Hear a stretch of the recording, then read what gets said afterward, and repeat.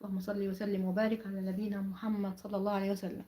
لدرجة من الفكاهة أقول لكم، وأنا ماشية في الشارع وأخويا كان ماشي، أحمد أخويا، كنت ماشية كده وأنا شفته وبشاور له يعني، بقول له أحمد، عملت له كده أحمد، أخويا هسلم عليه، بس كان في بعد بينه وبينه يعني مثلا، يعني الشارع كده مثلا، فأنا بقول له أحمد وكده وبشاور له، فهو بيعمل لي وشاورت له تاني، هو برضه واقف كده واللي هو مين اللي بتشاور لي، إيه ده؟ تخيلوا، هو والله ما عرفني. رحت انا بدات اجرب منه كده، قلت له يا احمد، قال لي ايه ده؟ ها يعني، ها ايه ده؟ قلت له ايه يا ابني، ما عرفتنيش؟ قال لي والله ما عرفتك، والله ما عرفتك، والله ما عرفتك ايه ده، ايه اللي حصل؟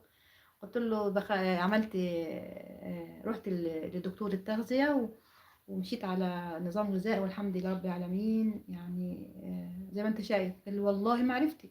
هو مين اللي بتشاور لي من بعيد دي يا رب؟ مين دي الست اللي بتشاور لي دي؟ وخدتها ضحكه سعيده. قلت له بدل بقى ما تعرفش اختك يا احمد في الشارع، بشاور لك يا احمد تكسفني في الشارع برضه كده يا احمد؟ ما تعرفش اختك يا احمد، اختك بنت امك وابوك يا احمد؟ قال لي والله ما عرفتك في الشارع.